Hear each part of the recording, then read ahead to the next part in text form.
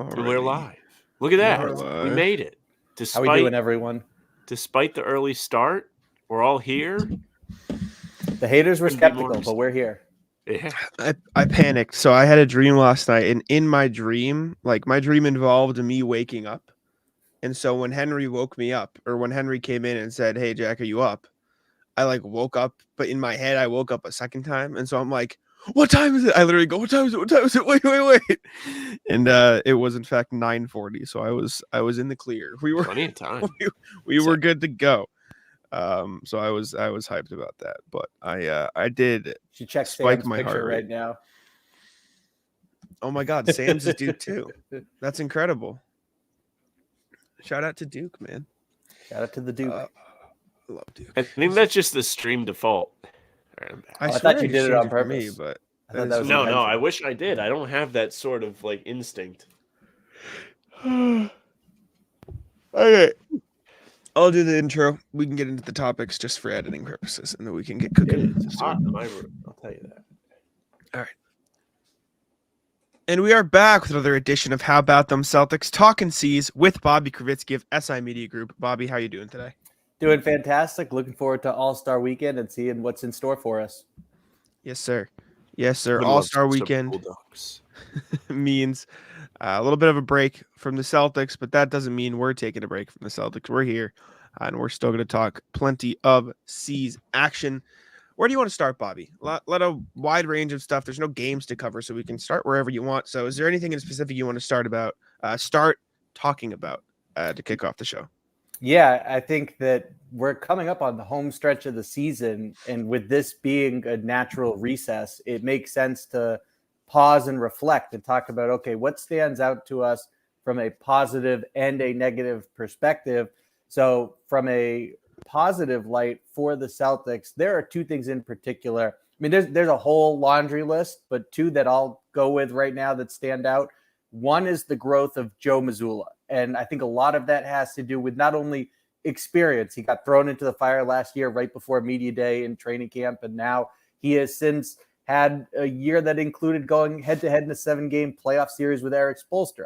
So there's the growth that comes from that. But also, he's no longer in survival mode. He's gotten to place his imprint on this team. He got to fill out a coaching staff for the first time. And he was able to get Sam Cassell and Charles Lee, two of the league's top assistants. In the case of Charles Lee, there were two instances where he nearly became a head coach last summer. So to have a staff like that to lean on in this collaborative approach of his is invaluable. And then also what you see from him in terms of, we've talked about just having his finger on the pulse of the team. And okay, this is the messaging, especially when it comes to mindset and mentality, that I need to drill home. I think he's at the root of the win the day mantra that they've adopted that has really served them well this season. You heard Kristaps Porzingis credit them for, they showed up for that last game before the break and Brooklyn didn't. And he said it had a lot to do with Joe Mazzulla making sure that they were ready to go and they weren't looking ahead to vacation. And then secondly, and I'll be brief with this one, is that this team has improved so much compared to even just last season when it comes to quickly and consistently making the right reads. I think Derek White has made a leap in that front. I think Jaylen Brown has obviously experienced the biggest jump. And so that is a factor that is really going to be crucial to their success come the playoffs. Yeah, I mean, I like a lot of the growth we've seen from this team this season. You see the Celtics being much more consistent on offense because they have more layers to their game. I know we had the whole Perk talking point here over the last week of they don't post up enough, they shoot too many threes, that's the only thing they do, but that's not the case anymore. If Perk said that over the summer when this team was coming together, it would be a little bit more valid. But they are, second in the league in post-ups behind Jokic and the boys there in Denver? And generating they are the most very points efficient per game when they out of them. do.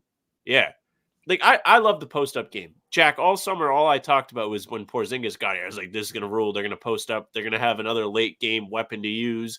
And we've seen them play a lot better in close games. There have been close games they've lost, for sure. But it does feel like they managed to get themselves over the finish line more often than not this year. And that's just not something I think we could feel last year at this time. We were worried every time the game was close in the playoffs. I don't think I ever felt comfortable when the Celtics were in a dogfight. The only time the Celtics were beating teams last year and the year before is when they were absolutely steamrolling them. And that happened a lot, and the Celtics were still a good team. But this season feels different because they're actually pretty good at closing games. Miami, the win in Miami is my favorite. They couldn't get shots to fall. They played defense. They focused regardless, and they got past Miami, a gritty team, and took the win. So love the mental growth we've seen, to your point, Bobby. This team is ridiculously good. Like I feel like we take for granted how dominant this Celtics team is. It is the All-Star break. They have, 4 more wins than any team in the NBA and 7 more wins than any other team in the East. Yeah. At the All-Star break. Like, for all of the fair criticisms, for all of the concerns you've had because this team hasn't won a title yet, for all of the, nitpick things you can look at, they are far and away the best team in the East and pretty clearly the best team in the NBA. And from what we've seen so far, the only thing that really gets in their way, there's a couple things. One, which is something I think they've gotten over so far, I think really physical defense gets in their way a little bit. You saw it in the Timberwolves game early on in the season. You saw it in that Thunder game when they really get mucked up on the drive and it ruins their driving kick game. I think that messed with them a little bit to start the year. But I think they've gotten a lot better at it lately. Outside of that, like, it's just them getting in their own way and staying focused. Like, it feels like the games they've lost were because they just didn't feel like focusing that day, which I'm not saying is a good thing, but I don't think that will be as much of an issue when the games matter a ton. Like, it does feel like they came out so hot because they're like, all right, let's get off to a big, start to the season. And then they've sort of trickled off in terms of mindset because they're like, all right, it's playoffs time. Like, is it playoffs yet? Like, what? Like TikTok, when do we play in the playoffs? Even their away record, like, we were looking at their home away record and they were undefeated at home and they were like, I don't know, 6-4, 6-5 away to start the year. They're 17-9 on the road now. Like they've surged there too. So it's like they are, when they are playing at full strength with fully healthy roster, and are locked in on both sides of the ball. I know it wasn't the perfect example because the Nets aren't a very good team, but like the defense they played against the Nets in the first quarter, there was nothing the Nets could do. Like it was. So that's my best takeaway in terms of the first half of the season. Curious to know what you guys think of the, I suppose the worst, although it's hard to say worst when they're this good. So, but. Yeah, I am curious, and I especially want to get Sam's take on that. But what I'll just say quickly before throwing it over to him is that, to one of the points you made there, Jack, it's why I think it's so important that after the All-Star break, yes, it's about experimentation and pacing guys and getting them rest, making sure they're fresh for the playoffs. But you also can't stray from continuing to build on winning habits and not squandering a day. And so that's why I don't want them to be this team that was great until the All-Star break and then took their foot off the gas to any extent where it led to it was detrimental come the postseason. So I think it is important that they continue to build on the foundation that they've established to this point rather than just completely, ease up and start going from, if they were driving 80 miles per hour, to kick it all the way down to 50 is a little too low. Yeah, I mean, if you want me to complain, you got it. So one thing, and this has been a lot better the last couple games, that I would like to see them do more consistently is play defense and lock in on that end of the floor. The Celtics this year have been an offense-heavy team, which is fine. It's great that they can put the ball in the basket. It's great that it's felt like they've been more consistent than they ever have been. The problem is they will go on these absolute scoring outbursts. They'll score 70.5, and they'll look up and only be up single digits. Like, if you are putting a hammer down on the opposing defense, you need to capitalize on that. You need to build up a lead. They were against Washington last week, and they barely had any kind of halftime lead. Actually, they were losing at the half to Washington. Atlanta was the team they barely had a lead on at the half, and they had 71 points. Play defense. Be serious. Now, perfect example, the Nets game, which they won by 50, and they obviously aren't going to win by 50 every day, but we saw how much they can build a lead just by playing defense at the same time as playing good offense and letting that defense lead into good offense. It's not going to be perfect. There are going to be off nights, but I would like the defense to be more consistent. I feel like there have been several games this year where they haven't been able to get a stop for quite some time. There are just stints where it's just like it's the guy at the turnstiles. I think it's a European soccer game. He's barely even patting people down. He's just like, "Yep, you're good, and just letting everybody in." That's what the defense looks like at times. OKC is a game in particular that sticks out to me. It was a game that they almost came back and won, despite being kind of putrid the whole time. And it was because they didn't play defense in the third quarter. At least they didn't get stops. There was probably a 5-minute stretch where it was just basket after basket after basket. And it was tough. So when the playoffs roll around, lock in on defense, make that your calling card, and let the offense be found money. I think the defense has been pretty good this year. I agree with the concept that like there have been stints where they have slowed down. I also just think that, I mean, I asked them about it after the game, like it happens. Like it's going to happen. It's 82 games. They're not going to be perfect all the time. I think expecting perfection is irrational. I'm not saying that's what you're doing, but like it's going to happen. It's just a matter of locking back in. I think what concerns me more, or not even concerns, but like what I look for more is I think the transition opportunities thing is more important, because I think that's less of a matter of opposing defense. Transition. Yeah. When they let opponents, like the Washington game, like that was, sure. What Good are you point. doing? That was unacceptable. So I think that's more of the thing. Like you can mess up defensive execution. You can have miscommunications on defense where, you know, the other team is able to slip through the cracks. You can have off nights where you're lapsing a little bit, but when you're letting a team score 20 points, 30 points in transition in the first half, that has nothing to do with an off night. That's just you not trying. And so I think those are the things I love it that are more concerning to me, because I mean the defense is third in the league right now, and the offense it's yes not is first, bad but by any means, but it feels weaker than the offense, don't you think? Like you feel like the offense is like just perfected for the I don't most think, part. but yeah, They but I have don't it think down to a that's science. I don't think that's it's weaker, so the defense is bad. I think that's the offense is just obscene. Like I And don't think that's the reflection of how I bad think it's it's like a part bad of defense. I think it's a part of today's NBA, where I'm not surprised that they're better offensively than they are defensively. I think that applies to most teams, especially at the top of the league. And also, I look at a number of the games that were referenced just now, especially Washington, and say they didn't show up that night. And that's going to happen. You know, you want to minimize them, but it's one of 82. And it's a Friday night where, for whatever reason, fatigue, all that, they even admitted afterwards that they looked at Washington and was like, okay, like we can kind of coast through this one. And look, they went full throttle for 12 minutes, and you would have liked the fourth quarter then to win comfortably and put them away. That didn't happen, which is interesting. But ultimately, they did get the win on a night where they honestly didn't really show up. Yeah, I mean, like you said, they won, which was great. And the fact that they were able to just turn it on and dominate the third quarter, I think they gave up, 14, 16 points in the 16. quarter. Like, it's exactly what you want to see from the Celtics. So the fact that they have a switch that they can flip and you can see it happen mid-game is a really positive thing. I don't love having to rely on them to flip a switch in the playoffs, but to know that they have another level that they can get to is pretty great. Definitely. Yeah, I think they've been pretty good this year. Chat is popping. Chat is active now. Hello, chat. How are we doing? Welcome. We are live. We're going to be live Mondays and Fridays for the most part for Talkin C's. Where do you want to go next, Bobby? Again, we can kind of jump around here because it's no games. There's no real order we have to go in. Yeah, I think there's a whole bunch of different items that we can get to here.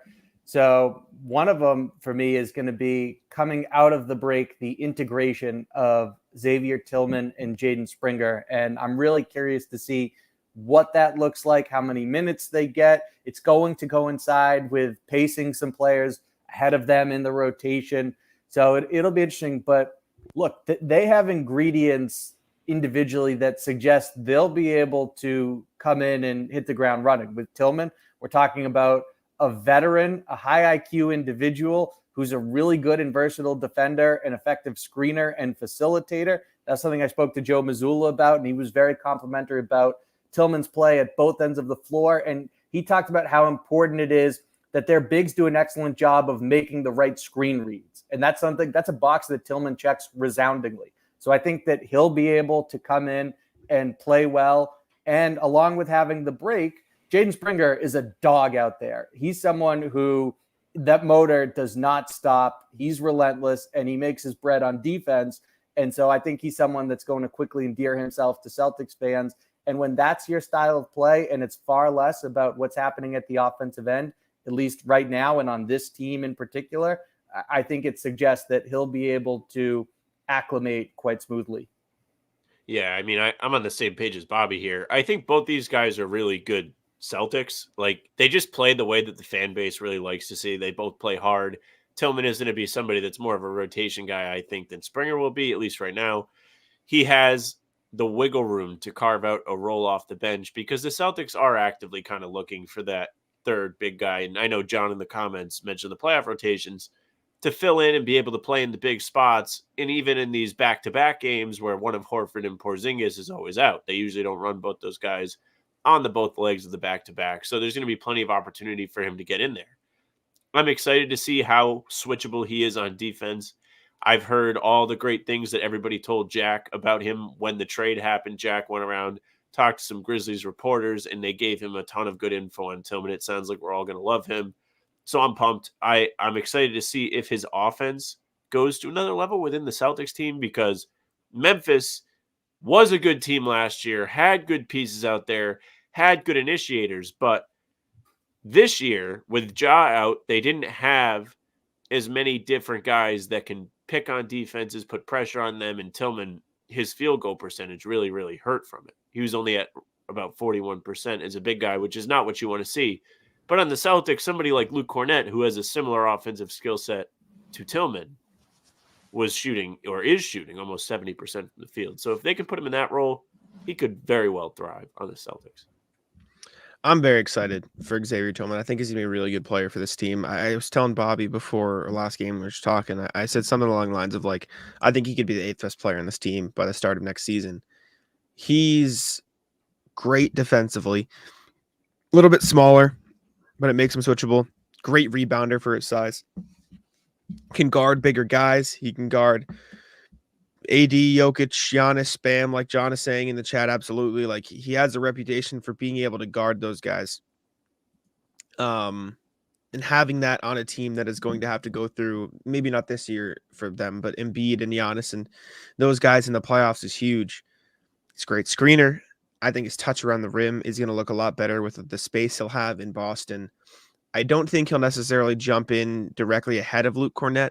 I do think that once he learns the defensive schemes, he'll probably play over Luke Cornett. I just think he's a better player overall. He's probably more skilled. And on top of that, 3-point shot looks all right. Not saying he's going to take a bunch, but I know he can, and he has in the past. So I'm hoping they're a little more open to allowing him to shoot threes. As far as Jaden Springer, I don't know if either of you guys got to me yet, but we can go around the horn with that too. Like, I don't think he'll play as much. I think they value shooting a lot at the non-big man position. I think the big man position is really the only spot where they have non-shooters on the floor ever, and it's just Luke Cornett and sometimes Mish Queta. And so having a guy who's not a great 3-point shooter is probably not going to happen a lot. The only time I could see him getting on the court is what Carl said here: when PP can't guard, Springer will play. And so if they need somebody to go in, play some intense point of attack defense off the bench, I think they could get him in there. That said, that's why they have Derek White and Drew Holiday. Like, I don't think he'll get in a ton of run, because when they do need defense at the guard spot, they have probably the 2 of the 3 best guard defenders in the league on the team. So I don't know if Springer will be the go-to. I think he'll get some chances in the regular season, but I don't think he'll play in the playoffs. Tillman, I think, has a chance to play in the playoffs. So, yeah, wholeheartedly agree with that. And then I also look at another player, because Springer is more about the long term. He's under contract for next season, and he's probably not going to price himself out of Boston, even with the payroll and the second apron being what they are. And another individual who is more about the long term is Jordan Walsh. And we got to see more of him against Brooklyn on Wednesday night. And it was obvious that there was some nervous energy there, some jitters. It was his first legitimate chance for NBA rotation minutes. But I still think there were a lot of positives out there, just in terms of the traits and how active he was defensively. I thought he set some effective screens, most notably when he cleared a runway for Derek White to step into a pull-up jumper that he knocked down. He got a block, a steal. He had 5 rebounds. So there were still positives there.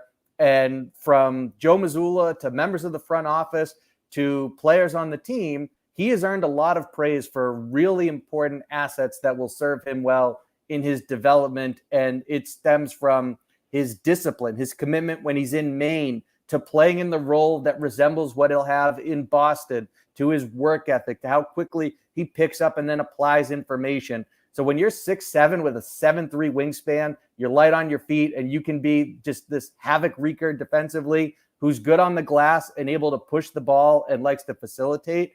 There's a lot of upside for Jordan Walsh, who's only 19 and definitely factors into Boston's long-term planning. Yeah, Walsh is somebody that certainly has a ways to go physically. If you just look at the rest of the players when he's on the court, he is much, much skinnier.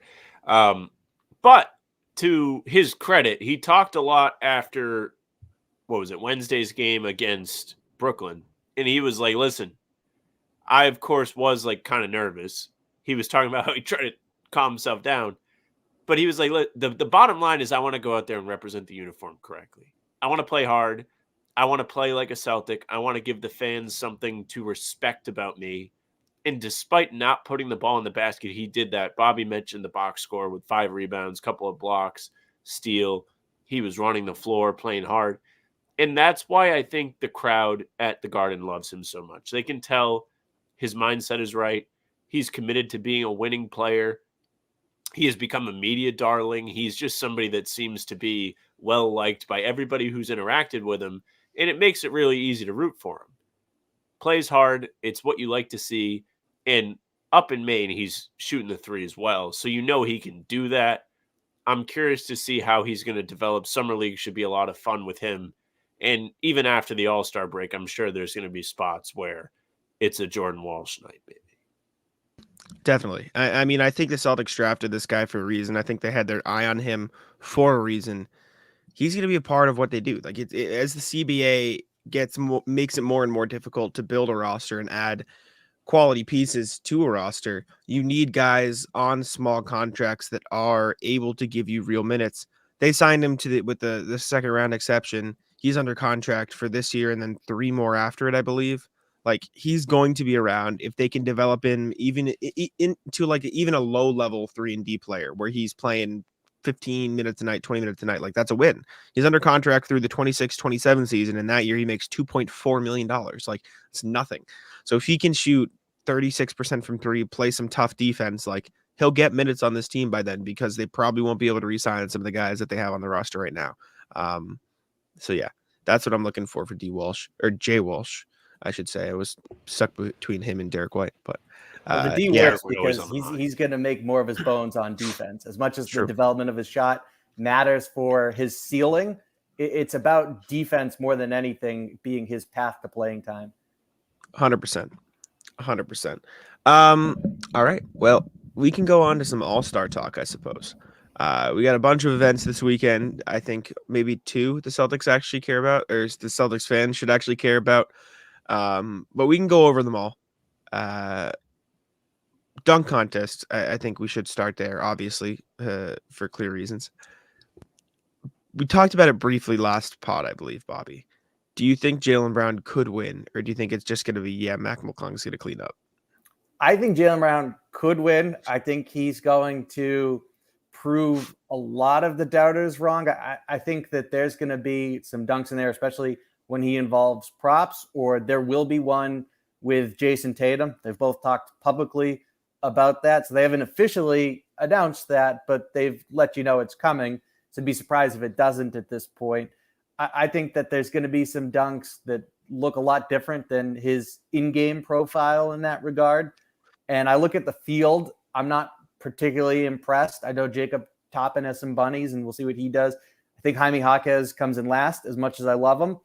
And I also look at something we talked about the other day, and that is Mac McClung needs this. This is what he does and what he has going for him. So I think that Mac McClung is going to successfully defend his crown, but I wouldn't be surprised, and I'd even be willing to pick Jaylen to come in second. Although I wouldn't be surprised if in Vegas more bets are coming in on Jacob Toppin to do so. Not that anyone bets on second in the dunk contest. Just put your house on Jacob Toppin to get the silver. They got a mortgage. I'm excited for Jalen. I have been on the Jalen in the dunk contest train ever since the announcement started to trickle out. I think this has been something he's been thinking about for a long time. I feel like he got himself ready. Like I keep saying it. I think he worked out his material. We've heard he has 6 dunks prepared, and he is absolutely ready to put on a show. He has the athleticism for it. He has the star power for it. I'm sure he's going to get his teammates involved. I know we heard about Tatum probably going to help him out in some part of this dunk contest. But I'll be rooting for him. We haven't had a Celtic in the dunk contest for what, 15 years now? No, 17 years. I don't know how long it's been. It's been a long time. I'm excited to see Jalen in there. I think he's going to do better than a lot of people think. I'm kind of surprised with I don't know if Jalen's going to do good. I think he is. I think he's a good dunker. I think he has a chance. I just think, like Bobby said, this is McClung's full-time job at this point. You need to win the dunk contest or you're a failure. Like this is what you do, brother. Come on, get it cooking. That's all he's been doing for the last year is just dunks. He needs like Jeff Ross is the roast master. It's the only time you see him. The same applies to Mac McClung in the dunk contest. Who is even in the 3-point contest? I don't know if I know. Everybody that's not Sam Hauser. Malik Beasley, Jalen Brunson, Halliburton, Lillard, Markkanen, Mitchell, Towns, Young. That stinks. That's not fun at all. I don't even care who wins. Like Malik Beasley got in because he knows Chris Haynes in politics, and then everyone else is a superstar. Like, what are we doing? Like, that's lame. I want it to be the best 3-point shooters, not look at the stars. I don't care who wins. As far as the only person that you would want to add, or is there another name that comes to mind? I said this last year. I think the 3-point contest should take the top 8 3-point shooters by percentage who qualify. That is the 3-point contest. And if they don't want to do it, go next on the list. It is the only objective selection process that you can have in the NBA. Like All-Star subjective, dunk contest subjective. You literally have a list that tells you who the best are. What are we doing? Like, let me take a look here. The 3-point contest should be, let's see, I can tell you my unbiased opinion because there's a list in front of my face that tells me exactly who should be in the 3-point contest. The 3-point contest, based on people who are eligible, should be Grayson Allen, Luke Kennard, Kawhi Leonard, Norm Powell, Jalen Williams, Aaron Nesmith, Malik Beasley, Kevin Durant. That should be a 3-point contest. That. It's a nice blend. Objectively. And when Kawhi and KD inevitably say no, ask Mike Conley. And when somebody else says no, ask Sam Merrill, who's been murdering in Cleveland this year. When somebody says no, Drew Holiday, then ask Towns, then ask Walker. Like, just go down the list. It's not that hard, guys. You have a list in front of you of people who qualify. And if you want to add the asterisk of, at least 5 attempts, fine. Then just do that. Like, it's so easy. Just go down the list and find the best shooters and ask them to be in the 3-point contest. It doesn't make sense to me that that's not the process of asking these guys. So, whatever. I co-sign that. I will also, with that said, predict that Lauri Markkanen wins the 3-point contest. Sure, I can buy it. Yeah, I think it'll be him or Trae Young, but we'll see. We'll see who comes out on top. Sure, all right. How did $2 get in there? They don't really have much else to play for. It's true. This is true. Lastly, the actual game. East versus West again. Tatum won All-Star Game MVP last year. Who wins this year, Bobby? Ooh, it's a great question. You know, it's all about who's the hungriest to get that award. And once someone starts cooking, then people will get out of the way in the third quarter and then see what's unfolding in the fourth. And so if the game's not competitive or if someone is just absolutely dominating, those lend themselves to someone getting the All-Star Game MVP. So I still want to marinate on this. I'm curious what you guys have as predictions, because to me, there's not a name that jumps out where I say, I'm putting my money, I'm going to the window, I'm putting some pizza money on this individual to win the All-Star Game MVP Sunday night. I think this is a great opportunity for Halliburton to win it. Home fans, home arena. Gerald's saying that he thinks it's going to be Tatum because he's trying the hardest. I think Halliburton's going to try the hardest. He's at home. he has to represent the Pacers. I think it's a really good opportunity for him to do that. He has played really fun basketball this year. He has the potential to be a big-time scorer. He can set his teammates up in really fun ways. Like, I just think he's going to put on a show, and people respect him for it. I'm not really sure the East has the best roster, though. So there could be a big-time, like, they're just not going to win. So he can't win it. West, I could see a chip on the shoulder Curry coming off the bench. Maybe shoot a bunch of threes, putting on a show. I don't know. Probably not Tatum again. No, I don't think Tatum again. I think it'll be Shea or Luka. I think one of those guys is going to get a bunch of buckets and then win. I don't know who it'll be. I don't know which one of them is going to go off first, but I think one of those two guys is going to maybe not care about win it like a lot, but like subconsciously like, yeah, that'd be cool to win. So I think it'll be one of those two young guys. So I'm so glad you said that, because I feel the most comfortable picking Shea. And look, the reason we're not talking MVP today, we did it on our last episode on Wednesday, so you can go back and check that out. We discussed where Tatum belongs in that conversation. Again, Shea is probably who I'd go with for All-Star Game MVP. So if we're putting these down as official predictions, that's who it is for me as well, SGA. But I could see Devin Booker being the guy that, even though he's not starting, he gets hot on Sunday night. And I could also see Anthony Edwards taking over this game. So those are two people who might not be as high in terms of the odds that Vegas gives them, but I could see either one of them, Devin Booker or Anthony Edwards, coming away with the hardware. Yeah, I think any of those guys have a chance. All right, let's catch up with the chat a little bit. We've neglected you for most of the stream. Antonio a while ago said, do you think Tillman will be a sub of Horford in the future? In other words, do you think they can move preparing the end of the Horford era? I do think he has a chance to sort of replace what Horford brings to the table. I think they're very similar skill sets. I don't think he's as good as Horford, and I don't know if he will be, but I do think you can see the vision for him replacing him in the rotation eventually once he retires. Yeah, I totally agree. I think that you can't expect to replace Al Horford without someone on Al Horford's level. And so the big drop-off is going to come from beyond the arc. But Xavier Tillman is a very good player. He's on an expiring deal, but figures to be easy to retain. And I would expect that to happen.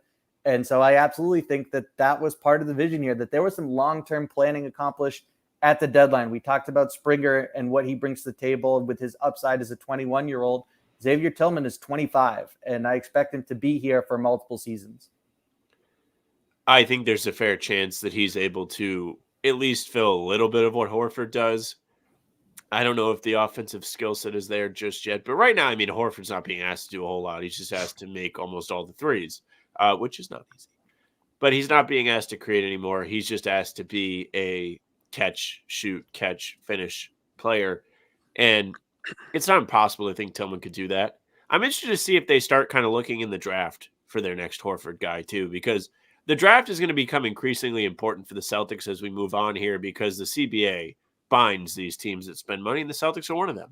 I love to say it's not my money, but the league doesn't care if it's my money or not, because they're going to make them not be able to make trades, not be able to have their first round pick be where it should be. It's probably going to fall the last in the round a lot of these years if they spend too much. There's so many restrictions that come along with building a good team. Luckily for the Celtics, they've done it in a way where they can legally keep guys around. They just have to pay them. Tillman, they do have the bird rights. So it isn't crazy to think that they'll at least investigate whether he can take on a larger role in the sense where he could be Al Horford in the future. I'm just curious if it comes to the draft. I think that's a realistic option too. But I'm excited to see what we get from Tillman at the very least. Definitely. The only other question I think I see in the chat is about the 15th roster spot. Somebody asked, do we still have a roster spot open? Yes, the Celtics still have a roster spot open. And then somebody else asked about who they should sign, buyout people, who they could get in the buyout market. Danilo Gallinari signed with the Bucks. Sam and I recorded a video about him as a buyout target, and then we had to scrap it because he signed with the Bucks 20 minutes later. Unreleased content. And then outside of that, I don't know who's like be worth it. Like Daniel House, like if PJ Tucker gets bought out, but I don't really want that attitude now anymore. Like I don't think Sam, give the guy from the basement a shot. I don't think it matters as much at this point. Bobby, is there anybody you have an eye on or think would be worth it or matters at all? So I asked Brad Stevens about the possibility when we spoke to him the day after the deadline about converting Keita. And he said, look, he's a very good poker player and he has to be diplomatic in that situation. So he said that we're evaluating all options and they've been very impressed by Nimi's development, which is true. But you look at his remaining eligibility and how it takes them through the regular season. And I don't think they're going to end up converting his contract, would be my prediction. And when it comes to options, I wrote about them for SI.com. And look, none of them are that sexy. Historically, buyout players typically don't move the needle come playoff time. But I do look at going in the direction of someone like Otto Porter, who's won a title, who played against the Celtics in the finals and has some knowledge that could be beneficial. And is just a savvy, well-respected veteran. So less about what he can do on the court and more about being another coach of sorts. They could also bring back Blake Griffin, who is not said that, hey, I'm walking away from the game, for both the vibes and the chemistry and the camaraderie, and for a lot of that stuff I just mentioned with Otto Porter. And then maybe they decide they want a direction like Furkan Korkmaz, for example, another shooter. And if there's some concern about the ability to retain Sam Hauser long-term, maybe you get someone like Korkmaz in the system and you see what happens. Yeah, I think you made a great point about you're going to get more value in whatever leadership / mentality that they bring to the table rather than somebody actually giving you real minutes, because it's just not going to happen on this team. Jack and I have went to all ends of the earth to find somebody that can knock any of the rotation guys out of the rotation. Spoiler alert, there's like nobody out there that's going to do that. It's just not going to happen. Everybody's fitting so well together. There's no need to shake up what you already have. Blake Griffin is the best option. It's just a question of whether he wants to actually play basketball and travel and be away from his family again. And it seems like that answer is no. I'm not sure if there's anybody else out there that's going to be really worth bringing in. Isaiah Thomas is probably not going to happen.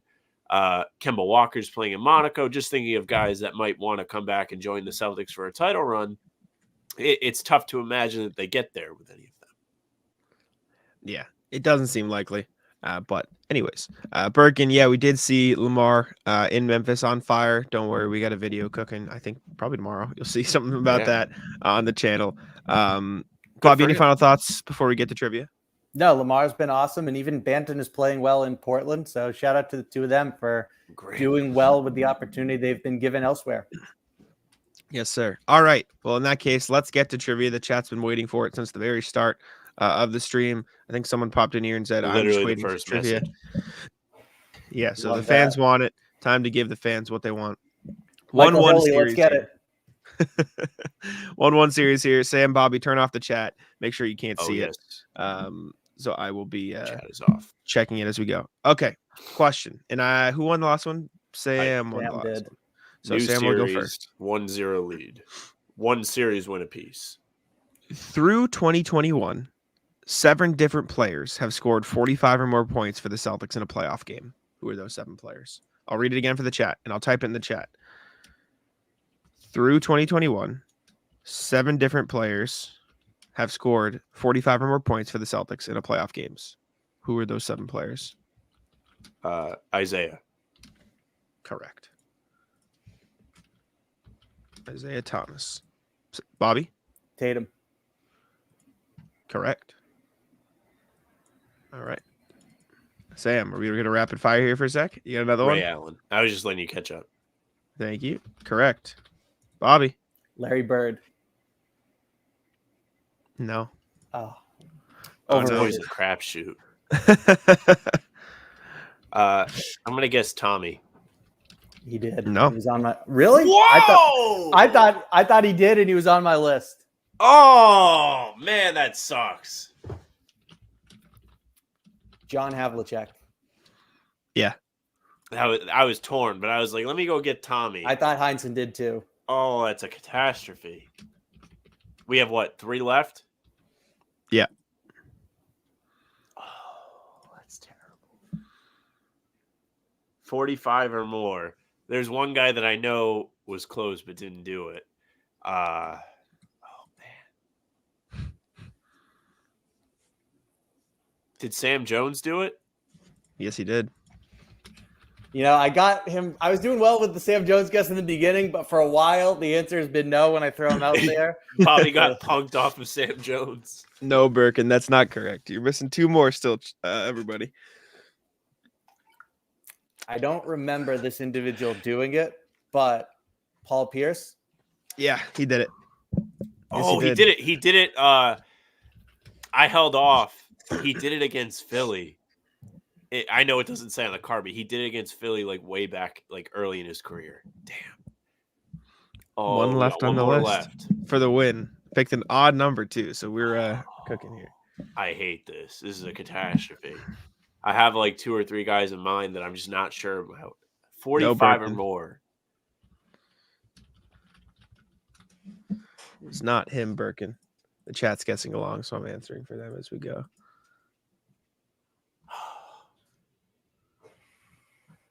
I'm gonna guess Bill Russell. Not Bill. Yeah. Bob Cousy. Yeah. Let's go. Bobby Cousy. Michael Haley, that was for you. I almost wanted to as an NFL coin toss, and I just wanted to defer. Could have done what the Niners didn't. Bob Cousy scored 50 points in a playoff game. Rondo had 44. Chris Ford. What kind of guess is that? I just reopened the chat. You're not. Did Chris Ford have a monster playoff game? Like 40s? Chris Ford, no. He scored. He was the first guy to make a 3 in the NBA, correct. I believe. I think so. I think that was part of our trivia. I wasn't going to guess him, but I was wondering how close McHale got. It's never McHale. The answer is never McHale. That's what we've learned. McHale had 34. Yeah. So, 11's not bad, but I knew he wasn't on the list. I was just curious. Other players who got close. Rondo did have 44. Larry had 43 was his cap. Isaiah had 42. Lewis 42. And yeah. That's so impressive that Reggie Lewis in such a short time nearly did this. Yeah. Who'd Jalen have 40 against? I don't remember that game. Was it recent? Playoffs? Miami. 2022. Was that the one when everyone made everything? They just smoked them? Perhaps. It was 1-0. No. He had maybe my favorite away play ever, the dunk. Miami won the game. It's the one where Miami murdered them in the first quarter, 39-18, game 3. Oh, really? He had 40? Mickey Mouse 40 doesn't count. I can't see the box score. Yeah, he had 40 in the game. Anyways, Bobby up 2-1 in the trivia series. It's 1-1. It's 1-1 in series, and in games within this set. Yeah, I see. Don't yell at me. Trying to body me. It's not fun. Trying to move you at the paint. All right. Palms Bobby, any final thoughts?